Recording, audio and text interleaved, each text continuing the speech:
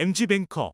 안녕하세요. 현직은행원 MG뱅커입니다. 갑자기 돈이 필요해서 대출이 필요한 상황, 아마 한 번쯤은 모두 경험해 보셨을 것 같은데요. 은행 창구에 앉아 있다 보면 급하게 병원비나 사업자금 같은 돈이 필요해서 대출을 알아보러 오시는 분들이 생각보다 많이 계십니다. 안타까운 점은 이미 대부업체나 캐피탈같이 질이 좋지 않은 대출을 받고 나서 찾아오신다는 점입니다. 이런 대출을 받으면 신용도가 나빠지기 때문에 제도권 은행 대출을 받기가 어려운데요. 이미 주택을 보유하고 계신 유주택자라면 후순위 주택담보대출을 고려해 보시는 것을 추천합니다. 지금부터 후순위 담보대출에 대해서 제가 자세하게 설명해 드리도록 하겠습니다. 먼저 좋아요와 구독 한번 부탁드립니다. 그럼 시작해 보겠습니다. 얼마 전 1주택자 손님께서 추가로 주택을 구입하시려고 하는데 자금이 부족하다며 상담을 요청하셨습니다. 추가로 구입하고자 하는 아파트는 이미 전세가 껴져 있었기 때문에 그 아파트에서는 대출이 나오지 않았는데요. 다행히 현재 보유하고 있는 1주택을 담보로 대출을 받을 수 있었습니다. 당시에 이미 아파트에 대출이 있었지만 추가 대출을 받을 수 있었는데요. 그럼 이게 어떻게 가능했을까요?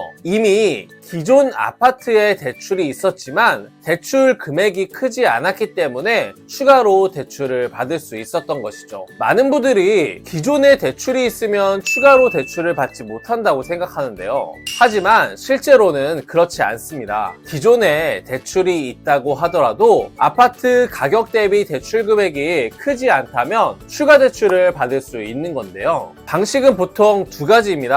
기존 주택담보대출을 새로운 은행에서 모두 상환하면서 완전히 갈아타는 방식과 두 번째는 기존 은행 대출을 그대로 둔 채 새로운 은행에서 추가 대출만 실행하는 방식입니다. 사실 웬만하면 첫 번째 방식인 새로운 주택담보대출로 기존 주택담보대출을 모두 상환하는 방식이 더 유리합니다. 대출 금리나 대출 한도 측면에서요. 하지만 어쩔 수 없이 두 번째 방식인 후순위 대출을 받아야 하는 경우도 있는데요. 대표적으로 세 가지 경우가 있습니다. 첫째, 기존 대출이 가계대출인데 새로운 대출이 사업자 대출일 때입니다. 은행에서는 같은 형식의 대출만 상환할 수 있게끔 되어 있습니다. 그래서 사업자 대출로 가계대출을 상환할 수는 없는데요. 이럴 때는 가계대출을 그대로 두고 사업자 대출을 추가로 받아야 합니다. 둘째, 기존 주택담보대출이 굉장히 저렴한 금리일 때입니다. 대부분 추가 대출을 받으려는 금액 자체가 크지는 않습니다. 대략 한 5천에서 1억 정도 이하인 것 같은데요. 기존 대출 금액이 큰데 금리가 저렴하다면 굳이 기존 대출을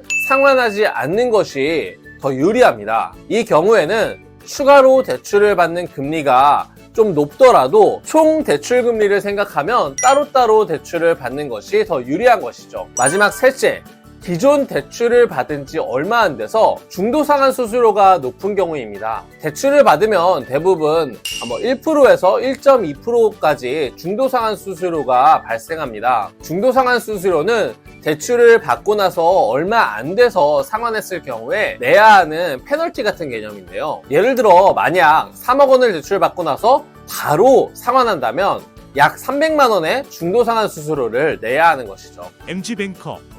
오늘은 여러분들이 정말 잘 모르시는 후순위 대출에 대해서 말씀드렸습니다. 앞에서도 말씀드렸지만 후순위 대출을 몰라서 고금리, 캐피탈, 대부대출을 받으시는 분들이 생각보다 많습니다. 돈이 급하게 필요할 때는 일단 여러분이 아파트가 있다면 그 아파트로 추가로 대출이 나오는지 먼저 알아보시는 게 가장 좋다는 점 꼭 기억하시기 바랍니다.